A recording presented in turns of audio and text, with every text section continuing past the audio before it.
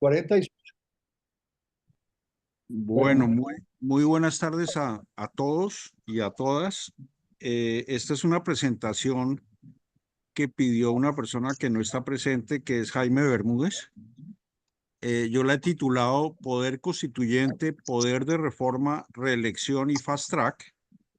Y lo que pretende es como hacer algunas claridades y precisiones sobre estos temas y de cierta manera buscar dentro de la Constitución las normas que rigen estos temas. Entonces voy a empezar primero con la agenda, son 4 puntos. Primero, el poder constituyente. Segundo, el poder de reforma constitucional. Tercero, la prohibición de reelección. Y cuarto, el fast track. Al fast track le voy a dedicar menos tiempo en la medida en que en el curso de la presentación nos vamos a dar cuenta que lo del fast track pues no tiene mucho sentido práctico al momento digamos, de implementar las ideas del presidente Petro. Entonces empecemos con el poder constituyente y poder constituido. Esta es una idea que viene de la Revolución Francesa, del abate Sieyès, eh, quien hizo una distinción fundamental entre el poder constituyente, que es el soberano, el pueblo, y el poder constituido, que son las instituciones y los poderes creados en virtud de la Constitución. Lo importante, digamos, de esta distinción que se mantiene hasta el día de hoy, y por eso me remonto hacia ella, es que él distingue entre el poder constituyente, que es el poder original y soberano del pueblo, del poder constituido que deriva en las instituciones creadas por la misma Constitución, mientras que el poder constituyente no tiene límites en la teoría de Sieyès. El poder constituido sí tiene límites y regulaciones establecidas en la misma Constitución.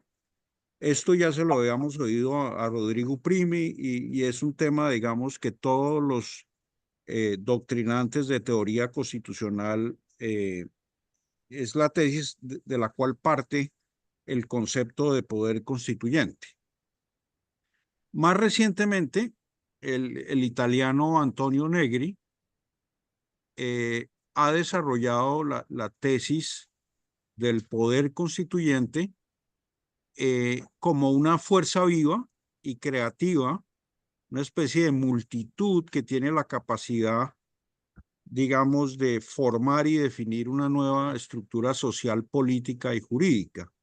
De cierta manera, las ideas de Negri es que el pueblo es una fuerza que hay que movilizar, es una fuerza dinámica y revolucionaria que se agrupa a través de una multitud, que es un sujeto colectivo capaz de hacer cambios radicales en la sociedad. Y lo importante del concepto de Negri es que ese poder es un poder permanente, no es un poder que surja en la teoría de lo que se llaman los momentos constitucionales, sino que, o un momento fundacional en una sociedad, sino que es un proceso continuo de creación y transformación social. Eh, Negri escribió cerca de 18 libros y esto sencillamente es un resumen de la teoría de Antonio Negri. Yo no me he leído los 18 libros, de pronto el doctor Hugo Palacios sí se los ha leído, pero lo que presento aquí es un resumen para economistas sobre la teoría de Antonio Negri. Eh, y hay otras tesis que se llama la tesis de los momentos constitucionales, donde el poder constituyente sobrepasa, digamos, un texto constitucional. El profesor Uprimi ya había explicado el tema de los momentos constitucionales, que son aquellos momentos en los cuales el pueblo, el poder constituyente, de cierta manera pasa por encima de las constituciones y del texto positivo escrito en una constitución. En Colombia, esta tesis tiene, digamos, dos ejemplos. que han sido registrados en la literatura. Uno, el plebiscito del 57, que fue una reforma constitucional que incorporó el Frente Nacional en la Constitución. Recuerden ustedes que la participación adecuada y equitativa de los dos partidos tradicionales, el liberal y el conservador, un periodo de tiempo durante los cuales se elegían de 16 años, donde se elegían 4 presidentes de manera consecutiva. Eso fue incorporado en la Constitución de 1886, a pesar de que la misma Constitución del 86 decía que solo el Congreso podía modificar la Constitución. Esto se hizo en el plebiscito del 57, que tuvo una alta participación ciudadana cercana al 80%, no tengo el número exacto, pero fue una participación ciudadana muy importante. El otro momento constitucional es la Constitución del 91, la cual de cierta manera derogó la Constitución de 1886, que señalaba en su artículo 218 que la Constitución solo se podía modificar a través de un acto legislativo que pasara por el Congreso. Con esa tesis, por ejemplo, se cayó la Asamblea Constitucional de López en el año 77.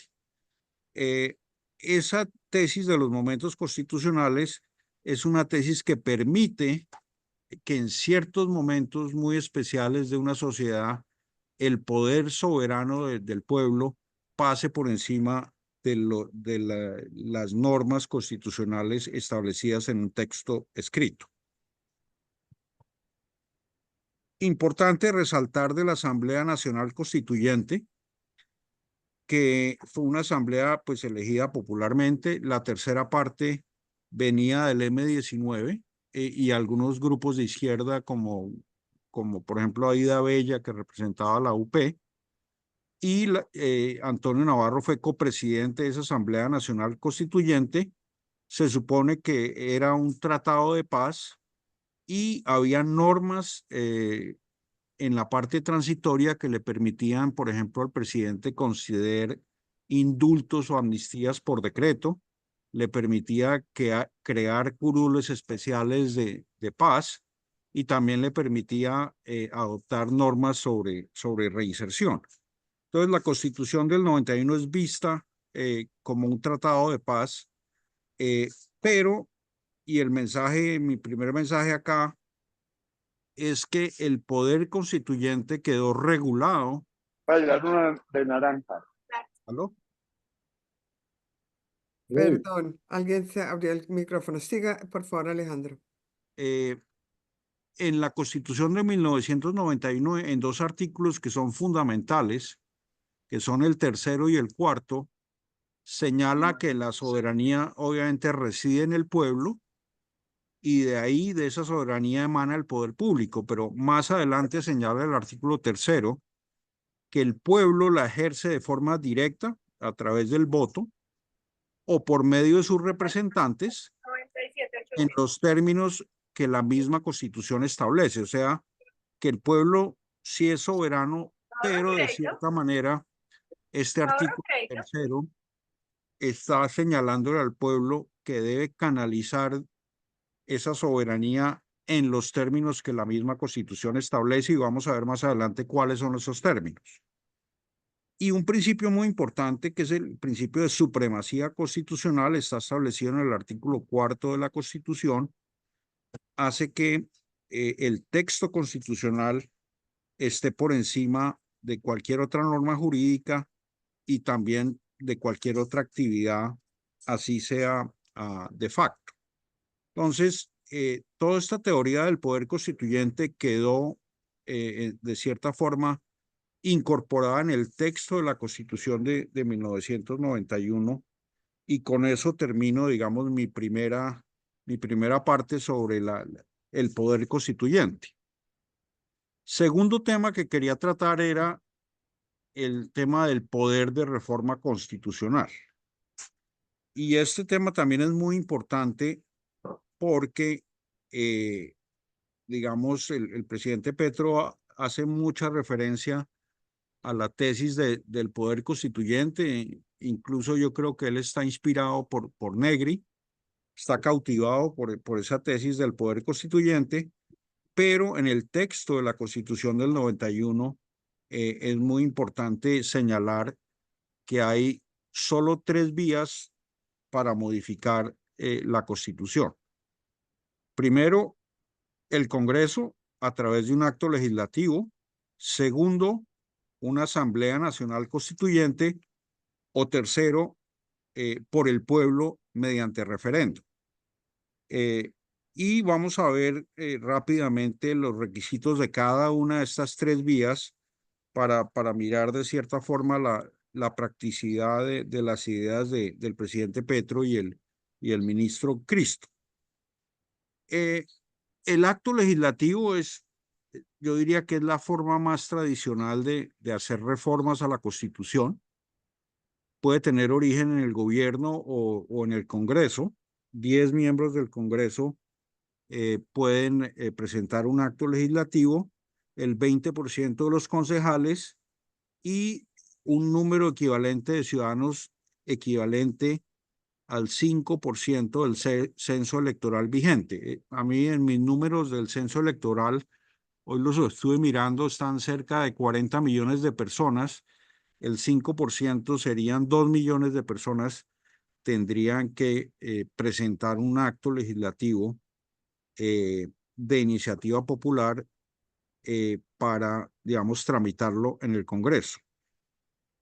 Lo segundo es el trámite, y esto es muy importante, solo puede realizarse en periodos ordinarios, o sea, no se puede citar en extras, y adicionalmente tienen que ser 2 periodos ordinarios y consecutivos, que son básicamente 8 debates, y en esa medida los 8 debates implican, digamos, un trabajo muy arduo por parte de quien propone el acto legislativo.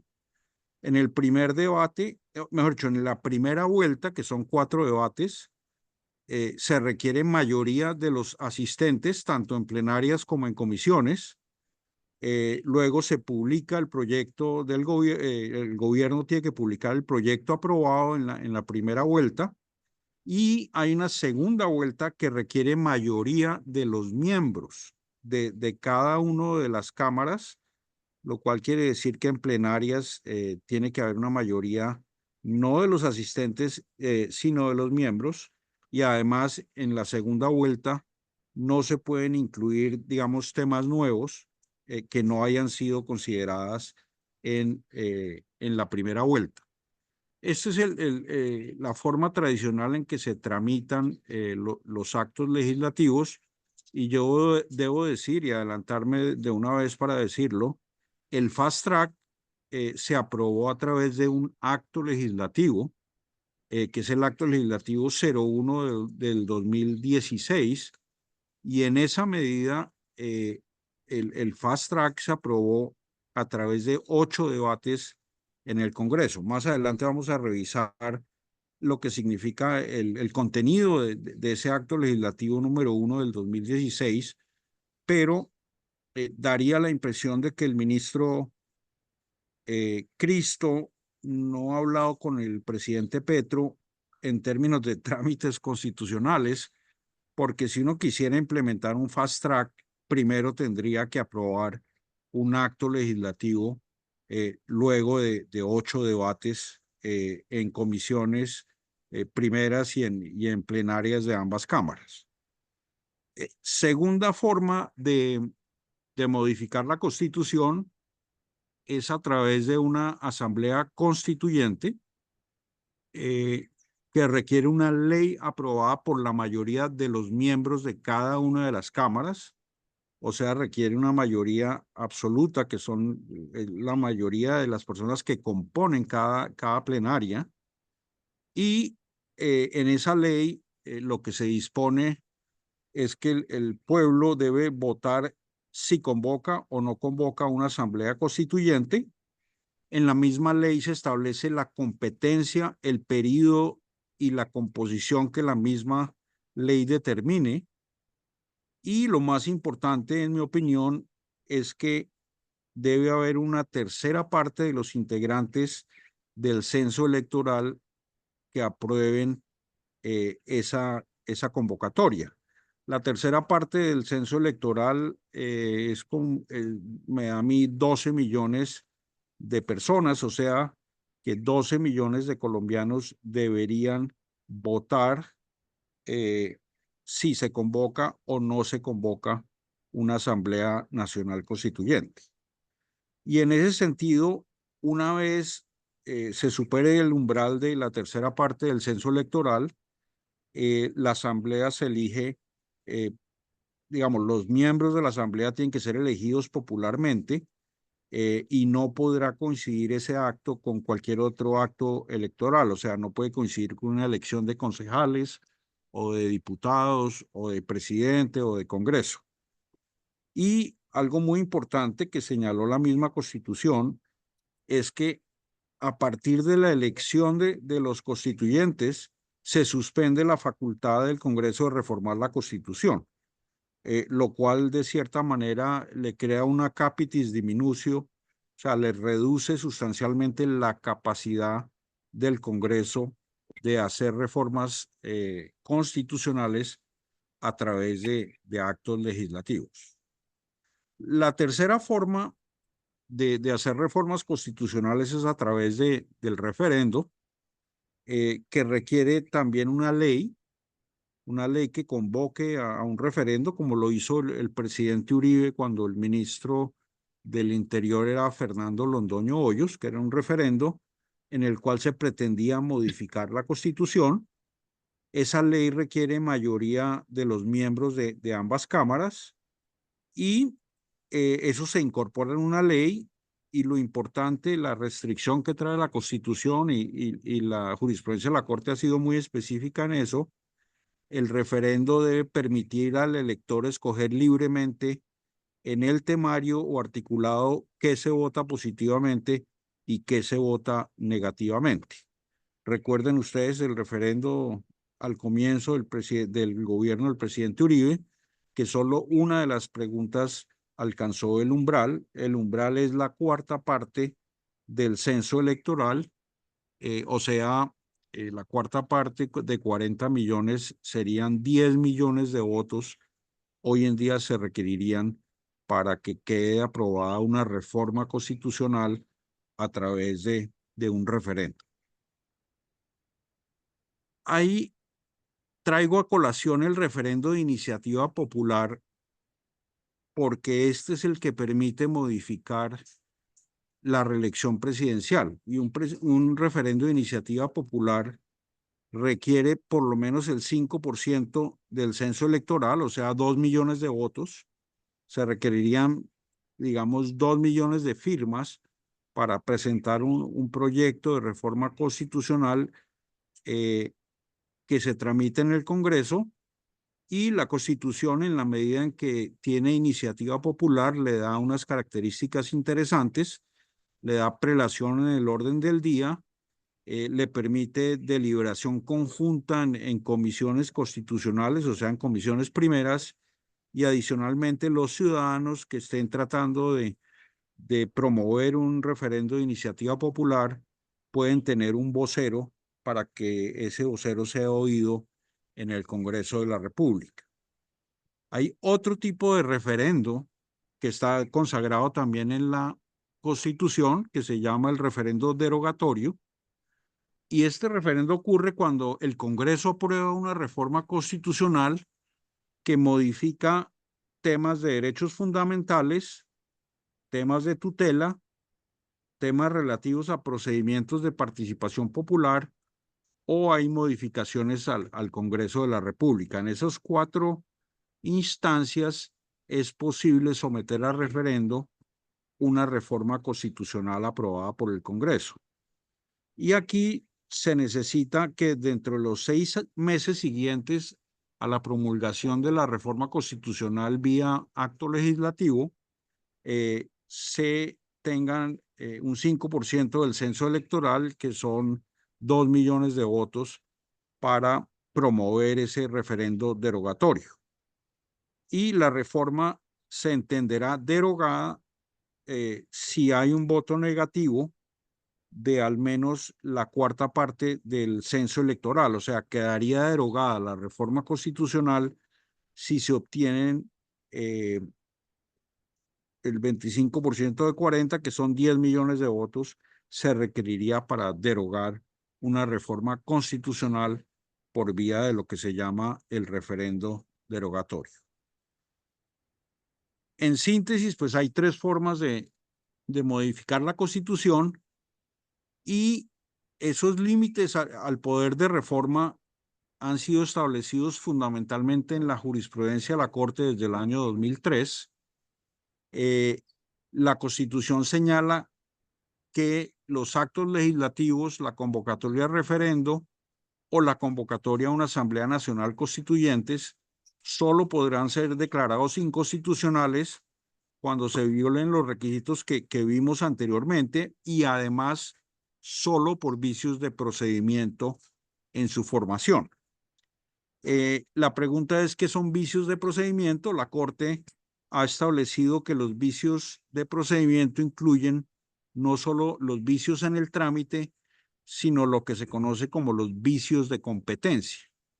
Los vicios de competencia son, hoy en día se llama de una manera más técnica, la doctrina de la sustitución de la Constitución, que señala que el Congreso solo tiene la capacidad de modificar la Constitución, pero no de sustituirla o reemplazarla por una nueva Constitución.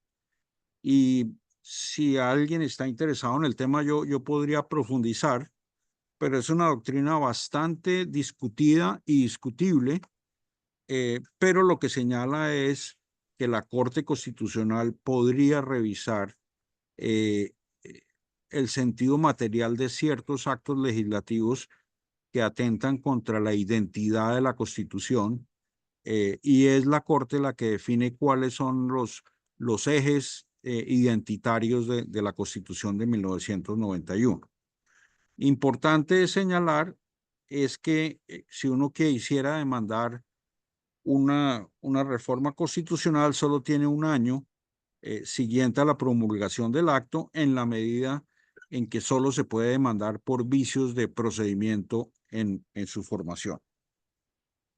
Entonces, paso al tercer tema, que es el tema de la reelección. Ya vimos el poder constituyente, obviamente de una forma muy resumida, el poder de reforma constitucional y sus límites.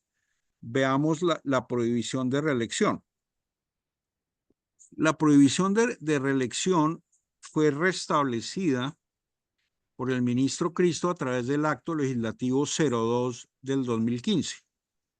Y ese acto legislativo, que modificó el artículo 197 de la Constitución, lo que revive es la prohibición de reelección presidencial. El artículo 9 de ese acto legislativo señala que no podrá ser elegido presidente de la República el ciudadano que a cualquier título hubiera ejercido la presidencia. Aquí hay una regla para el vicepresidente que señala que cuando ha ejercido la presidencia por menos de 3 meses, podría presentarse a la reelección, siempre y cuando lo haga durante el mismo cuatrienio. Y aquí viene la parte importante para tranquilidad de muchos de ustedes, y es que la prohibición de reelección solo podrá ser reformada o derogada mediante un referendo de iniciativa popular o una Asamblea Nacional Constituyente.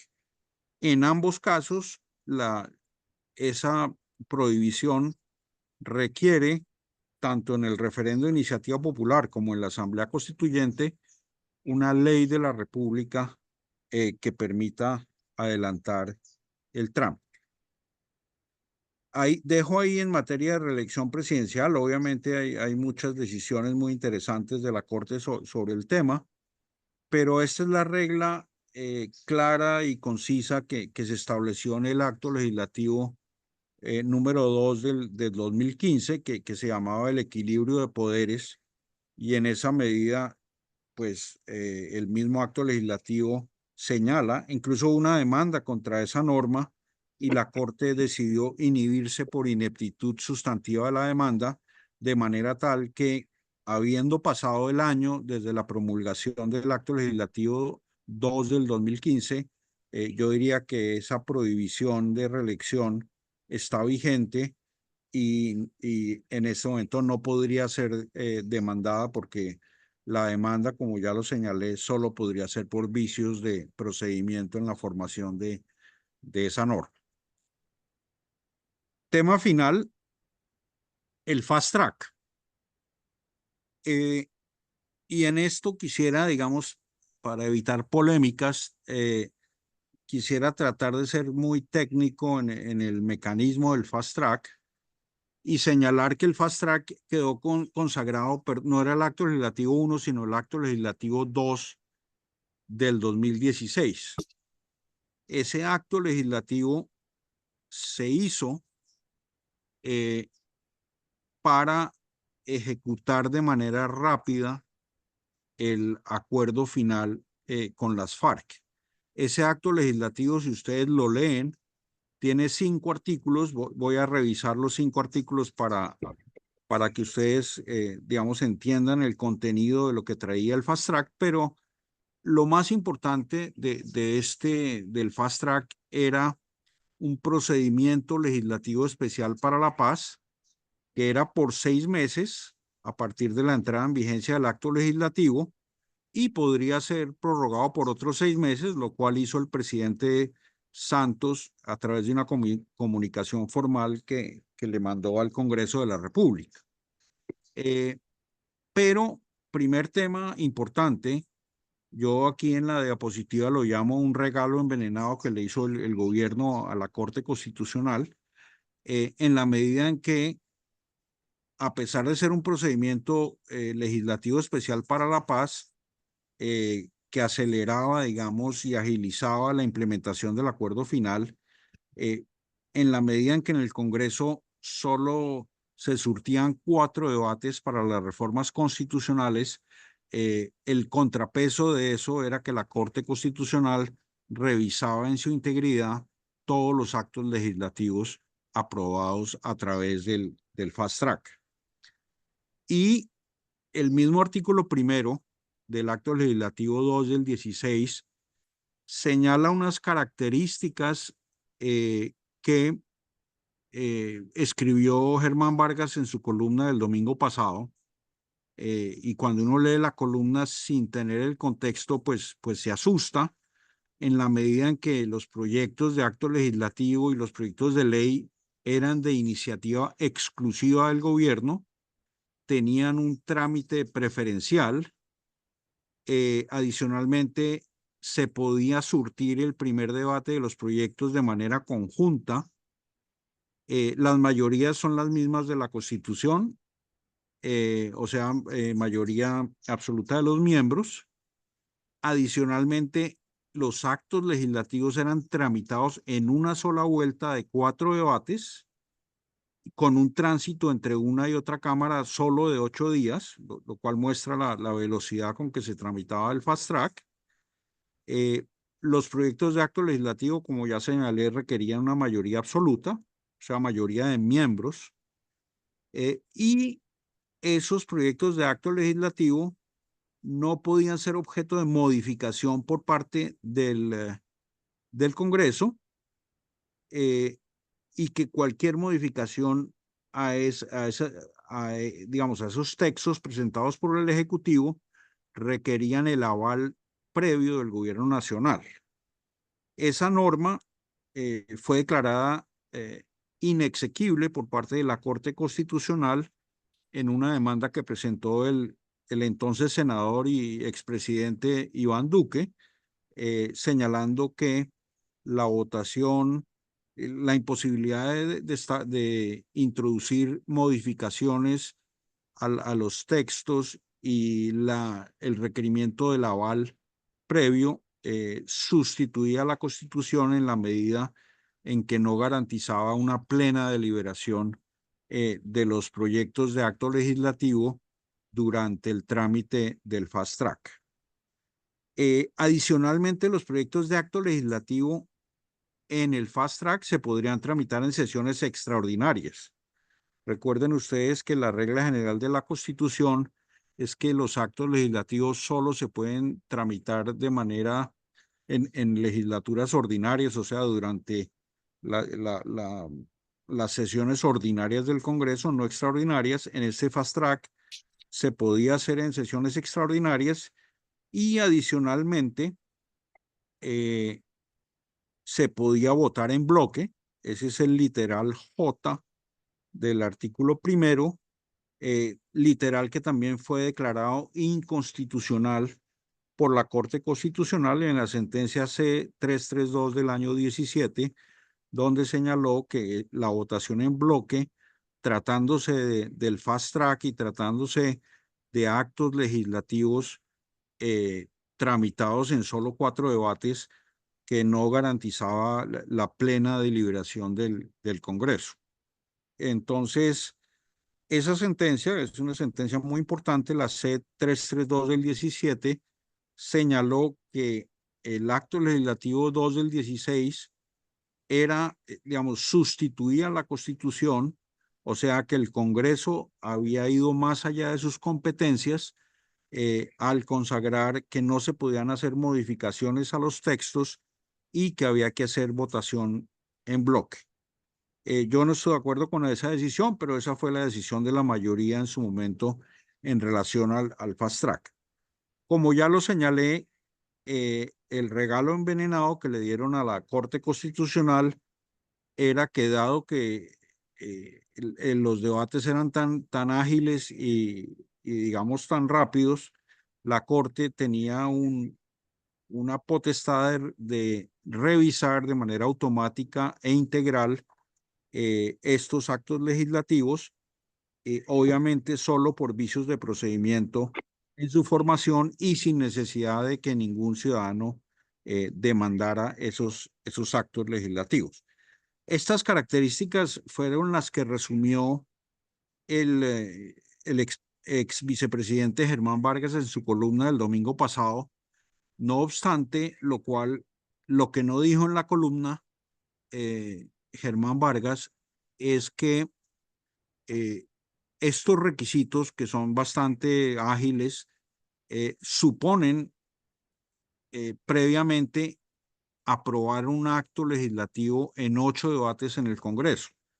En otras palabras, para activar el fast track se requiere previamente un acto legislativo que active ese fast track. Lo otro que no dijo la columna de Vargas, que es un tema importante y así lo dijo la Corte Constitucional, era que esto es un mecanismo muy excepcional, es un mecanismo transitorio y excepcional que se justificaba en el caso del proceso de paz con las FARC y en la medida en que ya había estaba, digamos, en camino digamos, un acuerdo final con las FARC, y en esa medida, digamos, había que implementar de manera ágil, sobre todo el punto de dejación de armas del acuerdo final suscrito con las FARC en el año 2016. Debo aclarar que esta norma es anterior al plebiscito y consagraba también unas facultades extraordinarias de cierta forma. La Corte no dijo que fueran facultades extraordinarias, sino eran facultades especiales del presidente para expedir decretos con fuerza de ley, y esas facultades tenían también un control de constitucionalidad automático por parte de la Corte Constitucional. La Corte fue muy estricta en la revisión de esos decretos. Fueron 35 decretos revisados por la Corte y en esa medida se estableció un criterio de necesidad en el sentido de que solo cuando fuera muy difícil o se probara que el Congreso no podía expedir las leyes, en esa medida se podían usar las facultades especiales presidenciales concedidas en el artículo 2 del acto legislativo número 2 del año 16. El artículo 3 del acto legislativo 2 del 16 se refería a los recursos que se iban a utilizar para digamos, para invertir en las zonas de conflicto.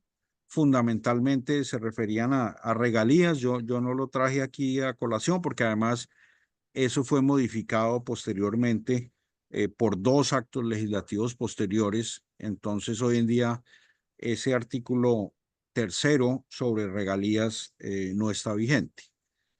El artículo cuarto del acto legislativo 2 del 16 para mí es de una naturaleza muy importante porque traía una, digamos, una incorporación de lo que se negoció con las FARC en La Habana y que se derivó después de uno de los acuerdos posteriores al plebiscito, porque esa norma originalmente, el artículo cuarto, en su versión original decía que el acuerdo final de paz firmado con las FARC constituía un acuerdo especial en los términos del artículo 3 común a los convenios de Ginebra de 1949. Esa es la tesis que han sostenido tanto Álvaro Leiva como más recientemente el exfiscal Montealegre, pero esa norma, debo decir, fue derogada por el acto legislativo 2 del año 2017, pero quiero mostrarla,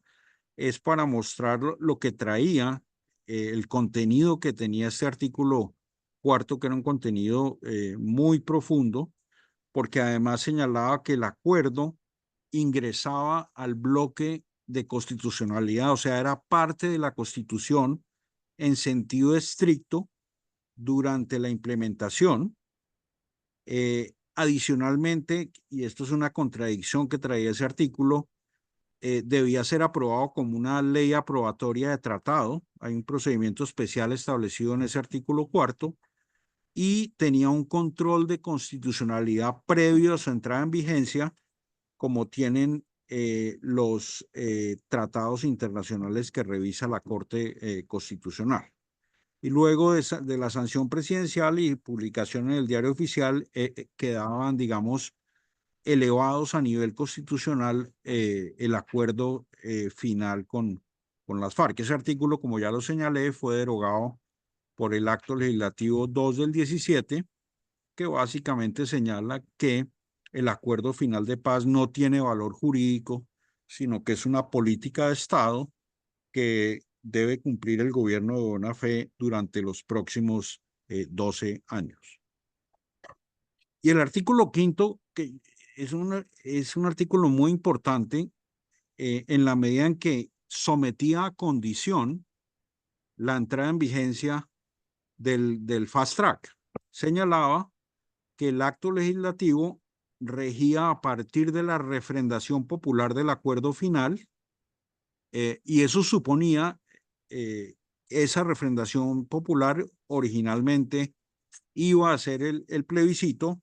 Sin embargo, la Corte Constitucional en la sentencia C699 del año 2016, de diciembre 13, señaló que la refrendación popular era un proceso en el cual haya habido durante ese proceso una participación ciudadana directa, o sea, el plebiscito, cuyos resultados deban ser respetados, interpretados y desarrollados de buena fe, y que en la medida en que era un proceso,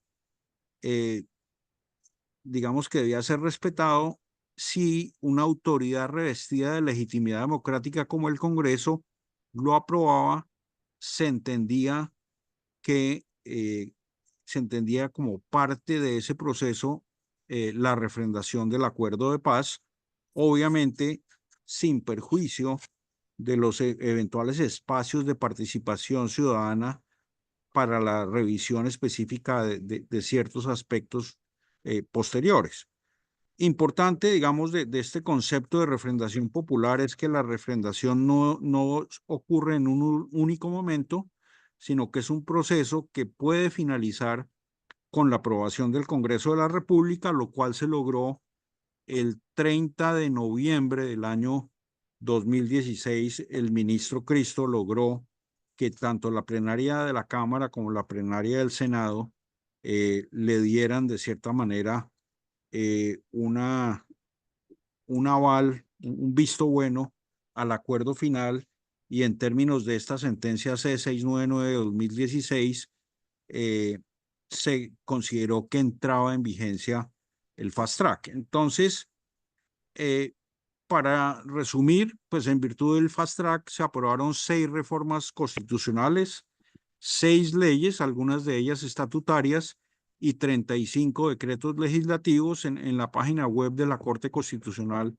se puede consultar un resumen de todas estas decisiones, pero importante decir que el fast track estaba atado a un proceso concreto que ya tenía un acuerdo final, que tenía la revisión automática de la Corte Constitucional y que adicionalmente era un proceso sometido a una condición que en términos de la jurisprudencia de la Corte Constitucional se cumplió.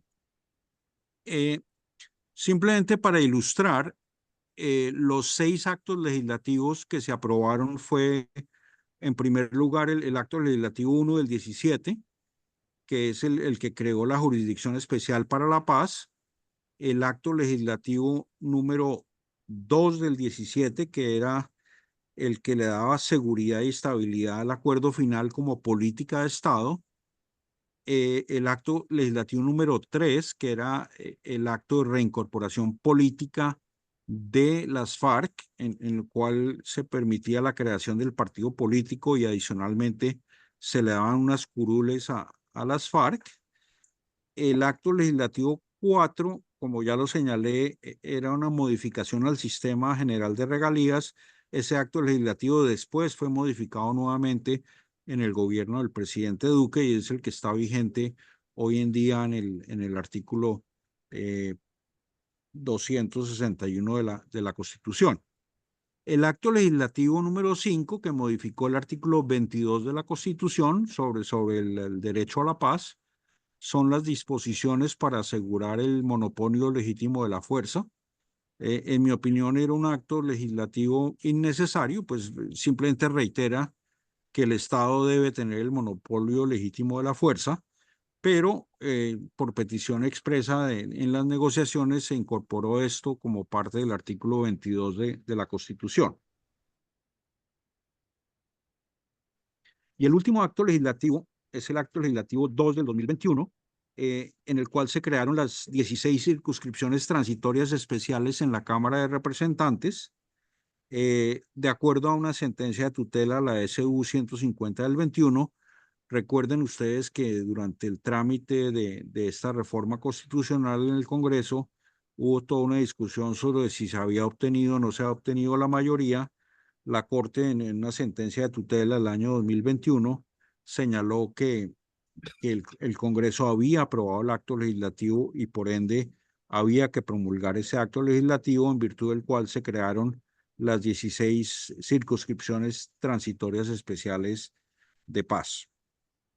Temas interesantes sobre el fast track, pues yo les puedo hablar varias horas porque me tocó todo el fast track durante mi periodo en la Corte, pero para resumir, todos los temas gruesos del fast track tenían que ver con el rol deliberativo del Congreso. Ya señalé la sentencia C332 del 17, cuyo demandante fue el expresidente Iván Duque. El otro tema grueso fue el valor jurídico del acuerdo final, donde la Corte dijo que no tenía valor jurídico porque era una política de Estado que debía ser implementada de buena fe a través de digamos, del marco normativo de la Constitución, y que debía ser cumplido por los próximos 12 años de buena fe. El otro tema difícil fue el tema de la Jurisdicción Especial para la Paz. Primero que todo, crear un tribunal por fuera de la rama judicial fue un tema difícil. La aprobación de las sanciones propias sin restricción efectiva o con algún tipo de restricción de libertad, la participación en política, la extradición, el tema de la responsabilidad de los comandantes y finalmente la jurisdicción obligatoria sobre terceros no combatientes. Finalmente la Corte declaró que eso vulneraba el principio del juez natural y señaló que los terceros no combatientes podían someterse de manera voluntaria digamos, a la jurisdicción de la JEP. El otro tema importante fue la revisión de la ley de amnistía que venía anexa al acuerdo final. En esa ley, digamos, lo más importante era que no podía haber amnistía para crímenes de guerra ni crímenes de lesa humanidad. Sí podía haber amnistía para crímenes conexos, crímenes políticos y sus conexos que están definidos en la misma ley, que es la de ley 1820 del año 17, que fue revisada por la Corte. Y finalmente, la revisión de la ley estatutaria de administración de justicia en la JEP, que dio lugar a grandes peleas, en particular el tema de la extradición y otros temas relacionados con la JEP, incluyó que el gobierno de los Estados Unidos le quitara la visa a 2 magistrados, nos iba a quitar la visa a los 5 magistrados que hacíamos la mayoría, pero afortunadamente el presidente Duque logró hablar con el gobierno de los Estados Unidos para que no continuaran con la suspensión o la revocatoria de las visas a los Estados Unidos de los magistrados de la Corte Constitucional. Ya para cerrar y oírlos a ustedes y recibir preguntas, tengo 5 conclusiones, parecen dictadas por Antonio Celia, y la primera es: no hay que comer cuento. Digamos, el presidente Petro anunció ante el Consejo de Seguridad de la ONU que iba a hacer un fast track, pero realmente el fast track requiere previamente 8 debates de un acto legislativo. Entonces, no hay que paniquear, hay que estar muy calmados y leer el X del presidente Petro con mucha paciencia y mucha tranquilidad. Segundo, habiendo dicho eso, no hay que distraerse con los trinos del presidente, sino más bien enfocarse en las reformas legales que van a continuar su trámite o se van a presentar ante el Congreso de la República.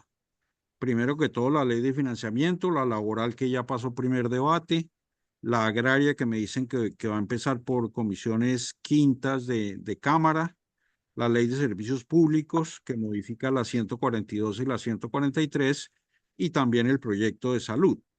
Entonces, en lugar de distraernos con las reformas constitucionales, el poder constituyente y el fast track, creo que el foco de este grupo debería ser las reformas que se tramiten en el Congreso.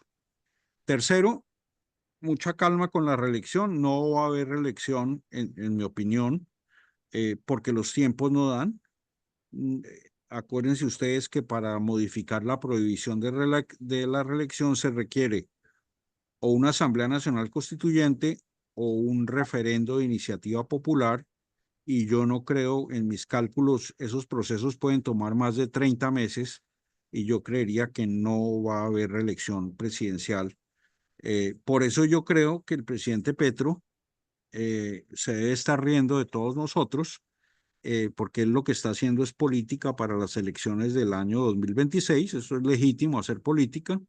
Así como el presidente Uribe hablaba del estado de opinión, el presidente Petro está cautivado por el concepto de poder constituyente, que es un concepto muy interesante, pero que en la Constitución del 91 está sometido a los canales institucionales de la misma Constitución del 91.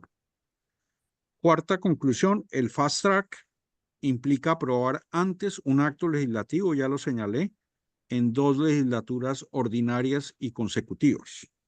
O sea que si bien le va al presidente Petro y saca en estos 2 años una reforma constitucional, supongamos que el 20 de julio hay primera vuelta y en el segundo semestre del año entrante se le aprueba la segunda vuelta,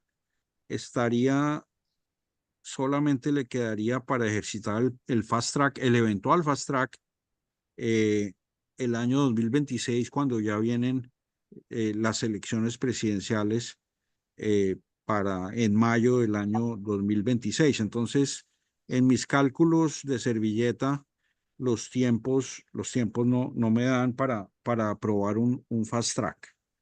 Y mensaje final mío, muy personal.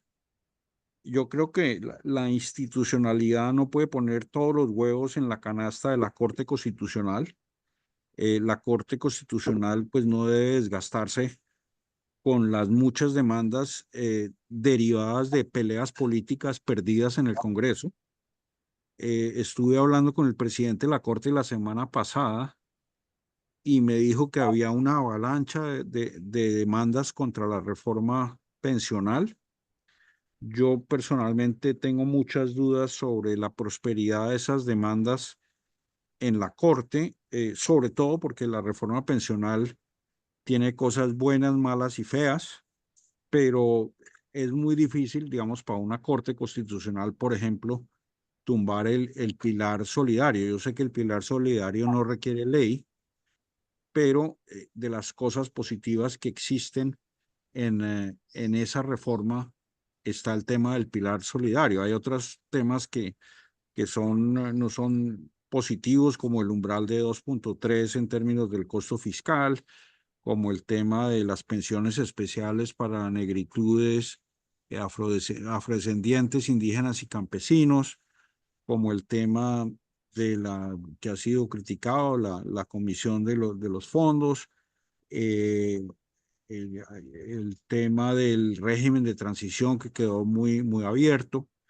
Pero esos temas yo pensaría que la Corte Constitucional no es el foro para resolverlos, sino de pronto, como lo dijo el ministro Velasco en su momento, eso se puede revisar a través de una ley con ajustes, incluido el periodo de transición de la entrada en vigencia de la reforma pensional. Pero mi mensaje es, no hay que sobrecargar a la Corte. La Corte Constitucional ha hecho una labor importante, sigue haciendo una labor importante, pero si uno pone todos los huevos en la canasta de la Corte, de pronto termina generando unas reacciones no muy favorables en cabeza de la Corte Constitucional, que es una institución que hay que proteger. Yo dejaría ahí, Armando, y obviamente son bienvenidas las preguntas, las que pueda contestar. Hay otras que seguramente no podré contestar, pero esto en esencia es mi visión, mi lectura del fast track, del poder constituyente, de la reforma constitucional y de la prohibición de reelección presidencial. Pues, Alejandro, mil gracias. Quiero contarle que hemos tenido 70, 68 asistentes para mostrar que usted es muy taquillero, incluso en periodo de vacaciones, lo cual pues señala la importancia de esta presentación. Además, quiero invitar a las personas, a los asistentes, a levantar la mano, eh, a hacer sus observaciones, preguntas, comentarios, etcétera. En especial a los distinguidísimos abogados que nos acompañan hoy y quisiéramos escucharlos. Gustavo Moreno, adelante. Tengo muy buena la presentación, muy iluminante. Mi pregunta es, ¿por qué en 1991 nos casamos con el régimen presidencial cuando casi todos los países desarrollados tienen régimen parlamentario? O sea, nuestra constitución es muy compleja, eso la aleja de los ciudadanos y está fundada en la separación radical de legislador y administración, que despoja al legislador de responsabilidad y facilita que la administración compre la anuencia a sus proyectos de ley. Eso, en Estados Unidos eso lo llaman pork barreling. Pero sí es curioso que no se haya buscado una alternativa a un sistema que solo se practica en la versión que nosotros conocemos en Estados Unidos y en Latinoamérica. Gracias, Gustavo. A ver, Alejandro. ¿Qué, acumulamos respuestas o quiere que de una vez responda? Tal vez responda y después vemos, dependiendo. Adelante, Alejandro. Bueno, gracias, Gustavo.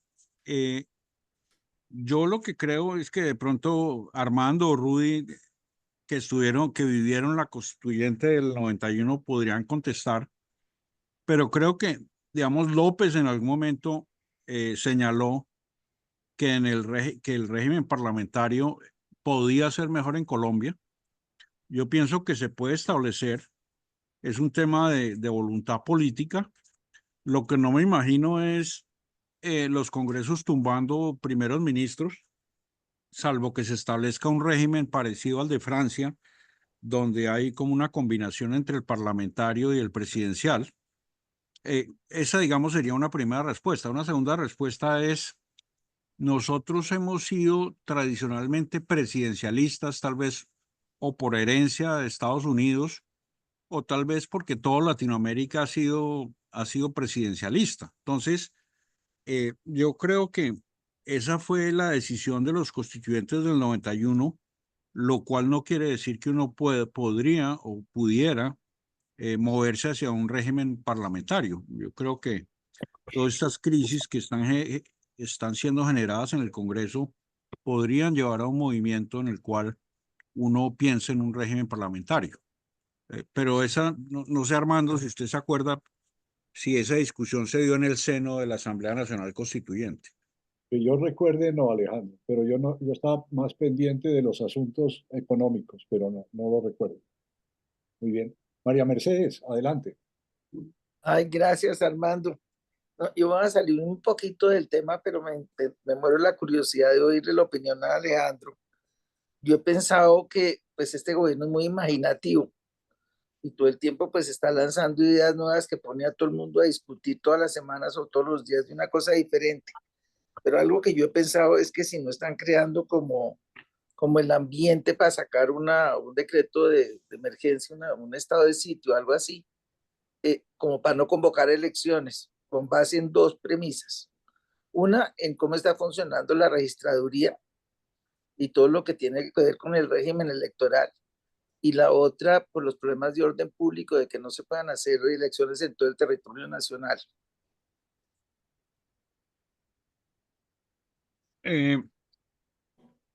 Contesto de una vez, Armando. Sí, señor. Claro. A ver, esa es la tesis de su amigo Montealegre, María Mercedes. Pero yo creo que otra virtud de la Constitución del 91 es que fue muy estricta en el control de los estados de excepción. De cierta manera, nosotros en la época de Barco, incluso de Gaviria, hasta la Constitución del 91 y los gobiernos anteriores, Belisario, Turbay, utilizaron las facultades del estado de sitio.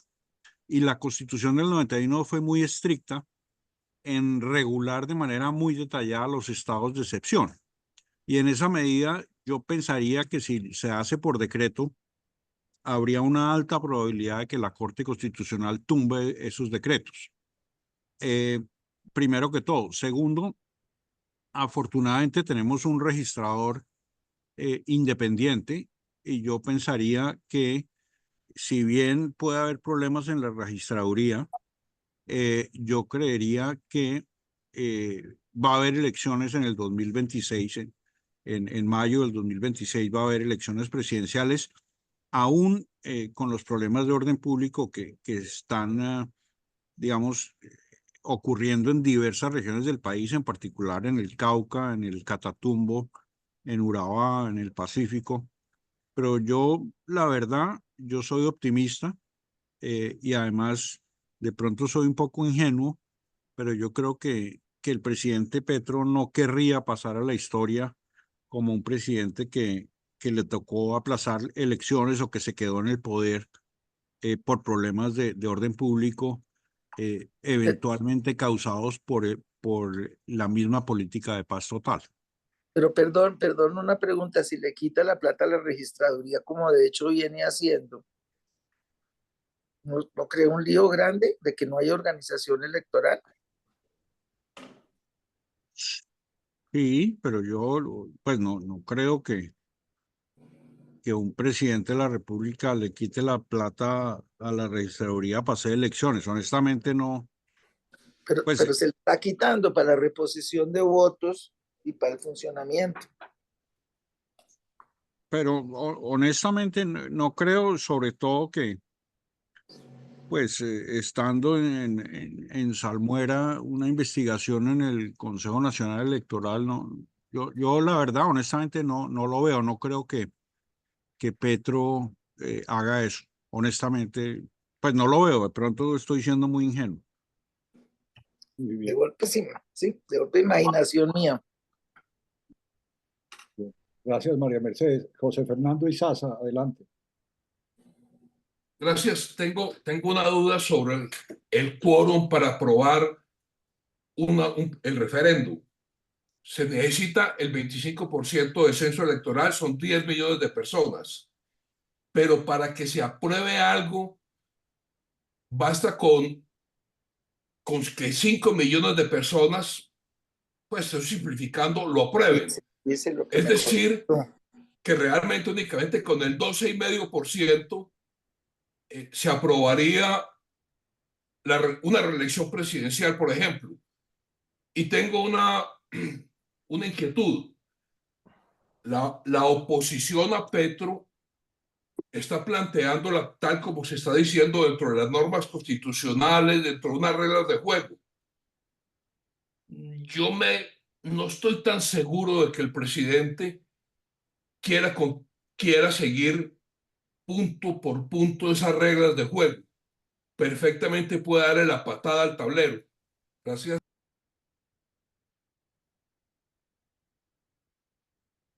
José Fernando, ¿te cortaste o terminaste? Perdóname. Sí, Sí, ya cortó. Ok, Alejandro, adelante. Muchas gracias por la pregunta, doctor José Fernando. Lo primero es que, digamos, de pronto las mayorías para un referendo de iniciativa popular se pueden conseguir, pero lo que no veo son los tiempos, porque eso requeriría primero conseguir el 5% del censo electoral, o sea, 2 millones de votos digamos, para que empiece a funcionar la iniciativa en el Congreso. El Congreso obviamente tiene unas reglas especiales de trámite en ese referendo, pero no me dan los tiempos en la medida en que la ley tiene que establecer exactamente en qué consiste la reforma, después tiene que venir la votación. No lo veo, además, no sé si alguno de ustedes escuchó las declaraciones de Ariel Ávila, que es el presidente de la Comisión Primera del Senado, señalando que ellos no van a aprobar ni un fast track, ni un referendo, ni una constituyente, y en esa medida yo pensaría que no le veo viabilidad a establecer la reelección en el Congreso de la República. Ahora, en los temas de facto, yo no me metería porque es un poco la pregunta relacionada que hacía María Mercedes, que si se van a aplazar las elecciones, que el plan de Petro es quedarse, que Petro no va a cumplir a cabalidad con la Constitución. Yo personalmente pienso que sí lo va a hacer. Lo que pasa es que él tiene una forma muy distinta de hacer política, que pues uno tiene que respetar, pero yo no creo que Petro hasta ahora no se ha salido de la Constitución y ha sido muy respetuoso de las decisiones de la Corte Constitucional y el Banco de la República y del Congreso, que son, digamos, las instituciones que le ponen frenos al presidente Petro. Gracias, Alejandro. Pedronel Ospina, adelante. Sí, Alejandro, muchas gracias por la presentación, muy diciente y muy clara, especialmente la primera recomendación, no comer ¿Cómo, cuento. cómo levanto la mano? Eh, la- No, esa no es mi mano, es otra. espera, ya. Tenía una aclaración. El presidente en todas partes internacionalmente sigue hablando de que el acuerdo de paz fue un acto unilateral, una declaración unilateral del país ante las Naciones Unidas, ante los organismos internacionales, y de ahí es que se está pegando. Ahí sí, sintiendo con lo que estabas explicando antes, puede que el documento como tal se haya presentado a la comunidad internacional como lo que ofrecía Colombia, pero que finalmente lo que sí regla es lo que finalmente hicieron ustedes en la Corte, que el documento como tal no es ley, no hace parte de nada, pero ¿por qué el presidente sigue insistiendo con eso? ¿Y por qué tiene recepción internacional ese argumento? Y un temita de lo de pensiones. El no haber habido un debate en la, en la plenaria de la Cámara, eso entiendo que hay suficientes fallos de la Corte Constitucional que han hecho que eso ya se haya fallado como una cosa, pues, seria. Hay suficientes precedentes sobre esa materia.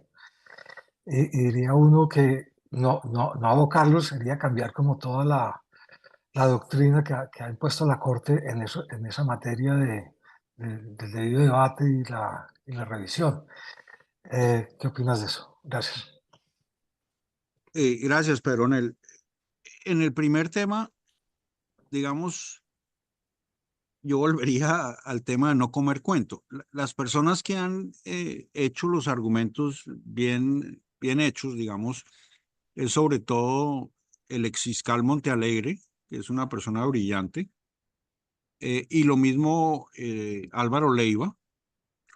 Ese cuento, pues es un cuentazo que se inventó Leiva para decir que una declaración unilateral de un Estado generaba obligaciones internacionales. Yo creo que sí las puede generar, pero en Colombia, ya lo dijo la Corte, el acuerdo final es una política de Estado que hay que cumplir y que hay que implementar a través del Congreso. Entonces, ese cuentazo nos tiene a todos dando vueltas. Yo creería que tanto Montealegre como Leiva, pues de cierta manera quieren volver a la palestra pública y siguen cabalgando en esos argumentos, pero esos argumentos fueron desestimados por la Corte Constitucional en varias sentencias, incluida la sentencia C630 del año 17 sobre la naturaleza jurídica del acuerdo final. Entonces yo lo que he dicho es que las obligaciones internacionales de Colombia, pues hay que cumplirlas, pero hay veces que la Constitución establece requisitos para cumplirlas. Por ejemplo, el fallo de la Corte Internacional de Justicia sobre la disputa territorial con Nicaragua, lo que dice que es la sentencia C269 del 14, lo que dice ese fallo es que hay que cumplirlo siempre y cuando se haga un tratado con Nicaragua, que es lo que señala el artículo 101 de la Constitución. El fallo sobre el acuerdo de paz dice, sí, hay que cumplirlo, siempre y cuando los órganos políticos cumplan de buena fe el acuerdo. En el caso, digamos, de la sentencia de Petro Urrego contra Colombia de la Corte Interamericana de Derechos Humanos, lo que dijo la Corte Constitucional es, sí, claro, hay que cumplir ese fallo, pero antes, para cumplirlo, hay que modificar el artículo 277 de la Constitución, que le da a la Procuraduría la facultad de quitarle los derechos políticos a una persona elegida popularmente. Entonces, las obligaciones internacionales de Colombia tienen que aterrizar al orden interno a través de la Constitución. Entonces, en ese sentido, Montealegre y Leiva pues tienen un buen cuento. Yo creo que eso les da a ellos visibilidad, pero yo lo veo más como un movimiento pro elecciones del 2026. Ahora, la segunda pregunta, Pedronel, ahora se me olvidó por echar tanta carreta. ¿Cuál era El hecho de que no haya habido en el debate final en la Cámara sobre la ley de pensiones, que se ha aprobado ya. solamente lo del Senado. Sí, Ujú. ese es un tema, digamos, complejo, porque el precedente que existe, que es una sentencia mía, de ponencia mía, es que por saltarse la comisión de conciliación, se decidió aprobar en plenaria de Cámara el texto que había sido aprobado la noche anterior en la plenaria del Senado. El problema en ese caso era que no había texto sobre el cual votar y en esa medida no estaba publicado en la plenaria de la Cámara el texto y por eso se declaró la inconstitucionalidad porque votaron sobre un texto inexistente. En este caso es un poquito diferente en la medida en que lo que se votó fue el texto aprobado en la plenaria del Senado. Ahora, hay argumentos sólidos para decir que hubo una elusión de debate en la plenaria de la Cámara, pero como señalaba anteriormente, uno, digamos, si yo estuviera en la Corte, tendría muchas dudas sobre tumbar toda la ley en la medida en que es, digamos, la primera reforma importante que se le aprueba al presidente Petro, y las Cortes tienen que saber administrar su poder y no pueden, digamos,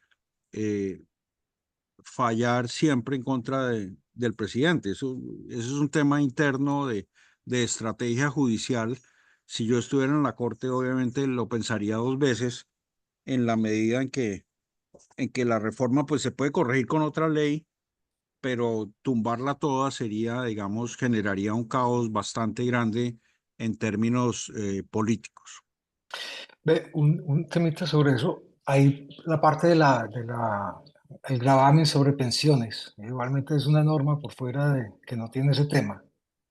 Bueno, esto ya se está hablando como pensionados de interés personal, pero ese tema sí es otro que la Corte ha sido muy vehemente, ¿no?, de mantenerse en los temas. Gracias, Pedro. Carlos Alberto Sandoval. Muchas gracias, doctor Armando, y gracias, Alejandro, por la presentación. Fue muy clara y muy preciso, Alejandro, en la presentación. Quería preguntarle sobre una duda que me generó en la presentación.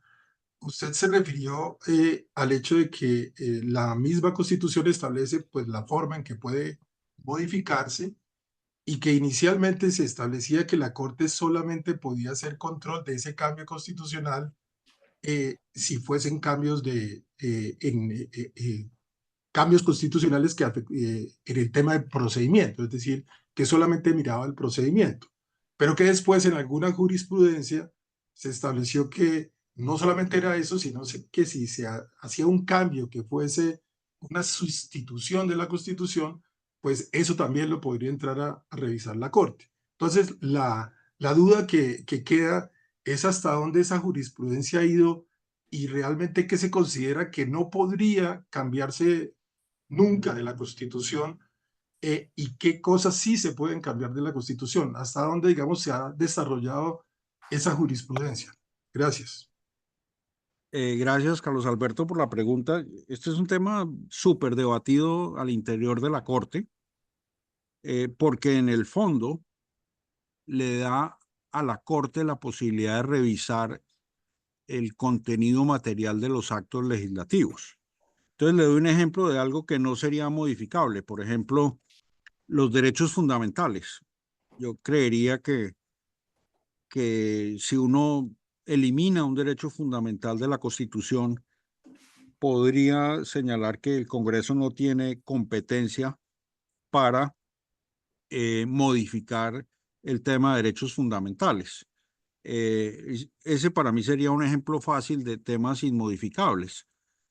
Otro ejemplo es cuando se estudió el acto legislativo relacionado con el control preventivo que promovió el contralor Felipe Cordo. Hay una ponencia muy interesante de Cristina Pardo que señalaba que sustituía la Constitución el hecho de restablecer el control previo de la Contraloría, porque eso había sido uno de los temas que se han eliminado con la Constitución de 1991. Sin embargo, la ponencia de Cristina Pardo fue derrotada y la mayoría de la Corte señaló que el control preventivo no era una parte esencial de la Constitución de 1991, a pesar de que había sido eliminado en la Constituyente del 91. Entonces, mi respuesta a esa pregunta tan compleja, Carlos Alberto, es la Corte es la que define cuáles son los puntos o los ejes identitarios de la Constitución, qué es lo que identifica la Constitución del 91.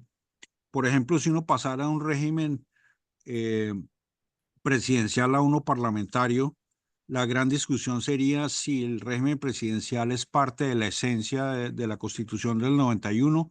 Yo pienso que no, pero podría haber magistrados que digan que el presidencialismo es un eje esencial de la Constitución del 91. Entonces, la separación de poderes evidentemente sí es un eje inmodificable.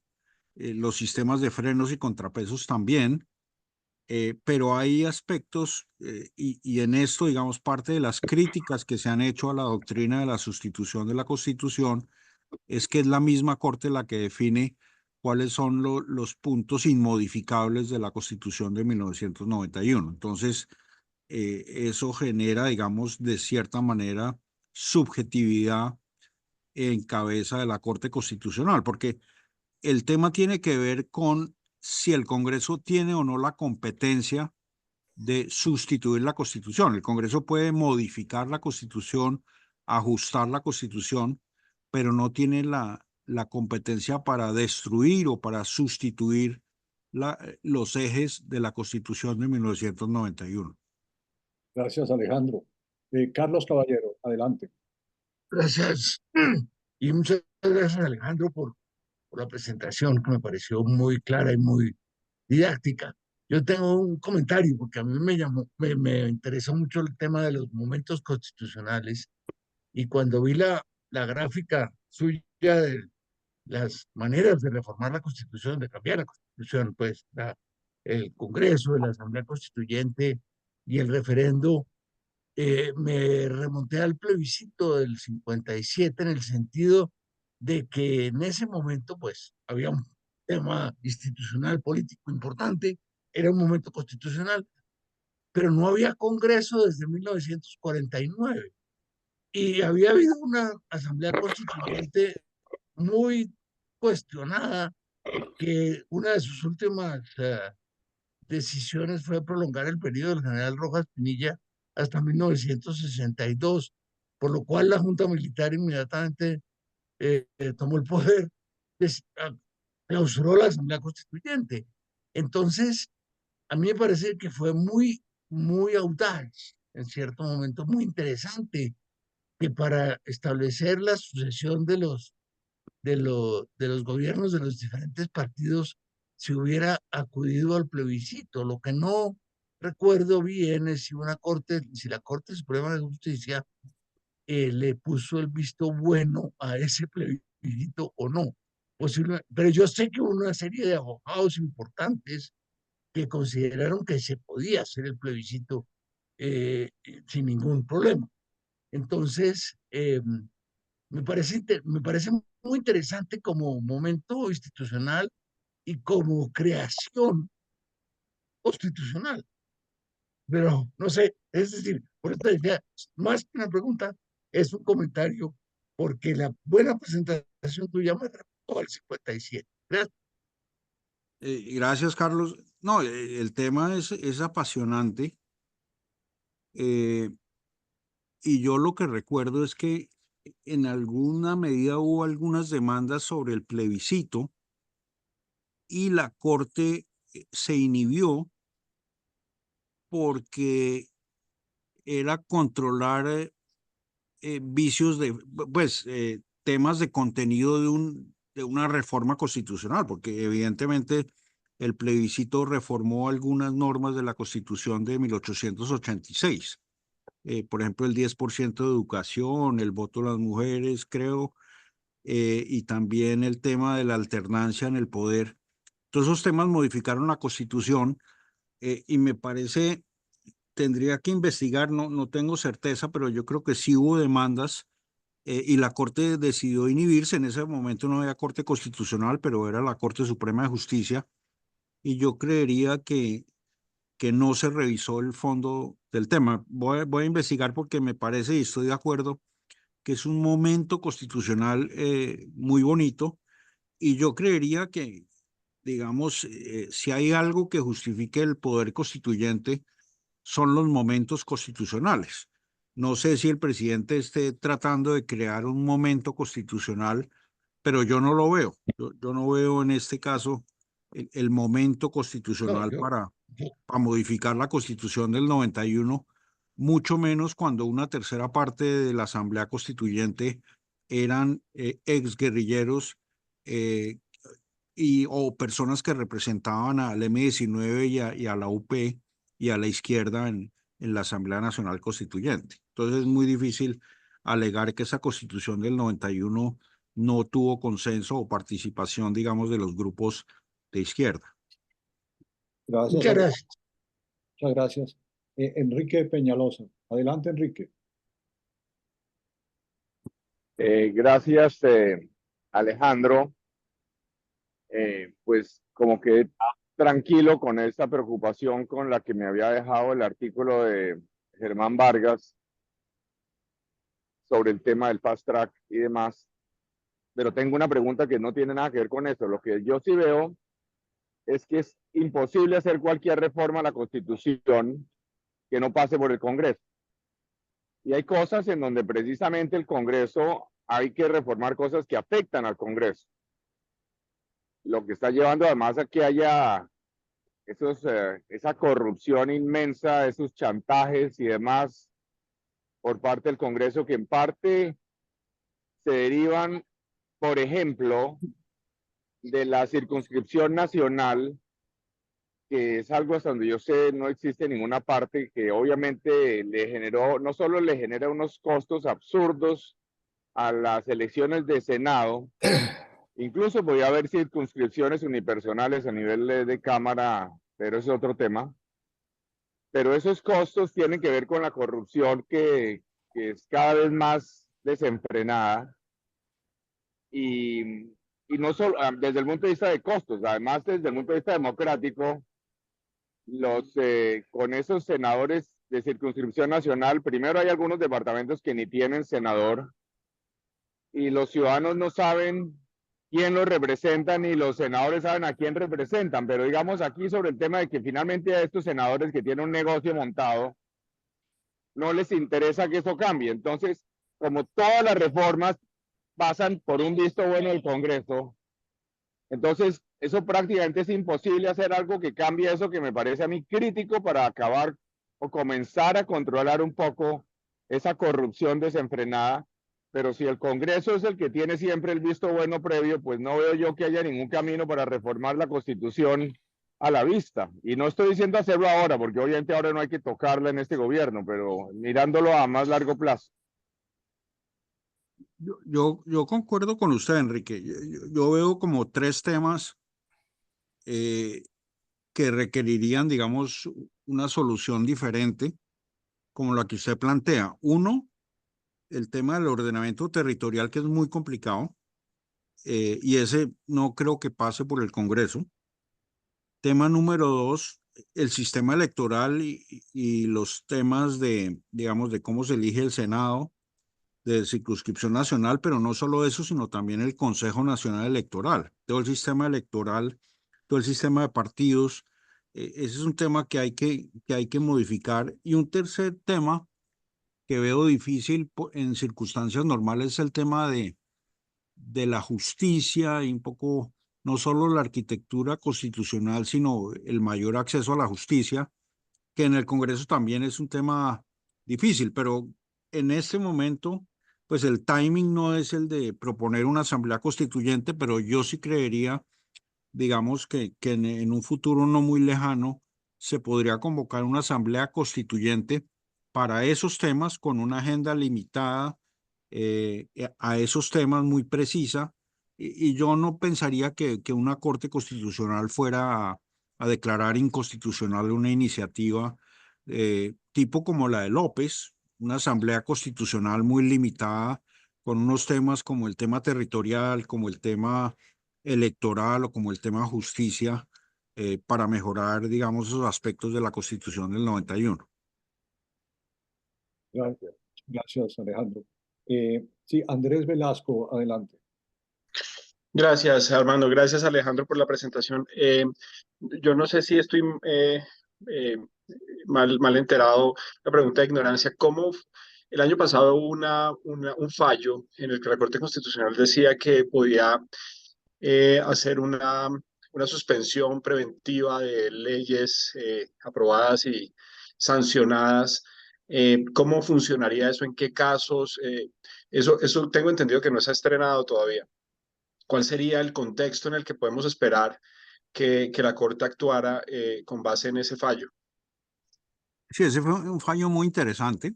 Yo voté a favor del fallo.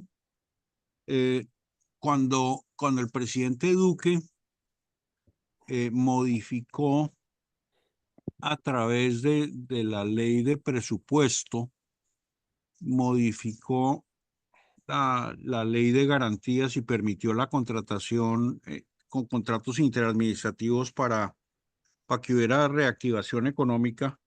En ese momento, la ponente de esa iniciativa, que era la magistrada Diana Fajardo, llevó una solicitud de suspensión de la norma de la ley de presupuesto. Era un MICO, pues una disposición ordinaria en la ley de presupuesto que permitía la celebración de contratos entre la nación y las entidades territoriales. Pero acuérdese que veníamos de la salida de la pandemia, y en esa medida, digamos, mi voto estuvo influenciado por la necesidad de mover la economía con recursos públicos en ese momento, porque todos los alcaldes recién elegidos venían de una situación de pandemia y de baja actividad económica. En ese instante y además era una ley de presupuesto, y suspender una ley de presupuesto podía tener unas consecuencias terribles. Entonces, en ese momento se votó y no hubo la mayoría para ello. Después, cuando vino la ley de paz total y le tocó al magistrado Ibáñez, el magistrado Ibáñez quiso suspender la ley de paz total, y nosotros le dijimos, pues la mayoría, que podría ser una buena idea tener la facultad de suspender leyes. No está explícita en la Constitución, no está prohibido, la tiene el Consejo de Estado, hoy en día la tienen todos los jueces de la República. Entonces, lo que señalamos es básicamente el argumento de que si tenemos la carga de supervisar la integridad de la Constitución, deberíamos poder suspender leyes que sean abiertamente inconstitucionales. Entonces, establecer unos requisitos, y hoy en día la Corte se va a estrenar en algún momento con esa posibilidad de suspender leyes que sean abiertamente inconstitucionales. Uno hubiera podido haber pensado que, por ejemplo, una reforma a la salud hubiera podido ser suspendida porque no se tramitó como reforma estatutaria, como ley estatutaria. Hoy en día hay varias peticiones en relación con la pensional para que se caiga, para que se suspenda mientras la revisa la Corte. Va a ser un primer test interesante si en la pensional se va a estrenar esa facultad. Yo personalmente pienso que no, pero va a ser un debate muy interesante al interior de la Corte. La respuesta corta es: se pueden suspender leyes, pero hay varios requisitos. Uno, que sea de bulto inconstitucional la ley, y segundo, pues necesita los 5 votos de la mayoría de la sala plena, que no es fácil en un tema como la suspensión de las leyes. Entonces, la facultad está ahí. Hay un auto de componencia de Ibáñez que señala eso, y yo creería que habrá alguna oportunidad de estrenar esa nueva facultad que trae la Corte, que, digamos, yo pensaría que tiene que ser muy, muy, muy limitada y muy restrictiva, por lo que implica suspender una ley aprobada por el Congreso. Gracias, Alejandro. Santiago Montenegro, adelante. Gracias, gracias, Alejandro. Un poco mi pregunta es si entendí bien, digamos, ajustes a la Constitución, cambios, excepciones, momentos constitucionales, todas estas cosas tienen que pasar por el Congreso, o sea, tienen que pasar por este filtro del Congreso. Eso, eso un poco puede querer significar que no va a haber acuerdo de paz con el ELN, bueno, y con otros grupos. Uno no sabe con cuántos están negociando. En algún momento Iván Cepeda nos dijo que eran como 12 grupos, ¿no? Entonces, ¿en qué quedaría, digamos, el acuerdo con el ELN, ¿no? Y hablando de eso, pues sería una segunda pregunta del proceso de paz con La Habana, con las FARC. ¿Qué lecciones se aprendieron? Que yo creo y qué errores se cometieron como para no repetirlos. Yo creo que ese ejercicio no se ha hecho, ¿no? Usted nos mencionaba ahora el acto 05 del 2017, entre comillas, para asegurar el monopolio de la fuerza legítima en todo el territorio, ¿no?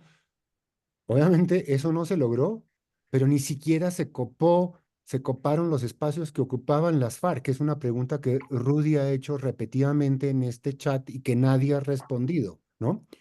Hoy el país está lleno de grupos armados ilegales y el monopolio de la fuerza no se ve por ningún lado, ¿no? Entonces, un poco, esas son mis dos preguntas, Alejandro, gracias. Gracias, Santiago. En el primer tema, yo creería que cualquier acuerdo de paz con cualquier grupo, como mínimo, requiere un sistema de justicia donde los crímenes de guerra y los crímenes de lesa humanidad sean investigados, juzgados y sancionados o en Colombia o en el exterior. En otras palabras, cualquier grupo que cometa ese tipo de crímenes hoy en día está sometido a la Corte Penal Internacional, pero no solo a la Corte Penal Internacional, a todo el sistema interamericano de derechos humanos. Entonces, yo no veo cómo sea posible, por ejemplo, el tema que habla el presidente Petro de la ley de cierre o la ley de punto final, porque una ley de esa naturaleza, lo que sería, pues si le entiendo bien al gobierno, sería una ley en la cual ninguno de los que comete crímenes de guerra o crímenes de lesa humanidad estaría sometido a un sistema de investigación, juzgamiento y sanción. Eso hoy en día el mundo no lo permite. Eso no se puede hacer en Colombia porque el derecho internacional humanitario, el derecho internacional de los derechos humanos y el derecho penal internacional hacen que haya unos límites internacionales a lo que se podría lograr con esos grupos. Entonces, esos procesos de paz, pues infortunadamente no veo que vayan para ningún lado.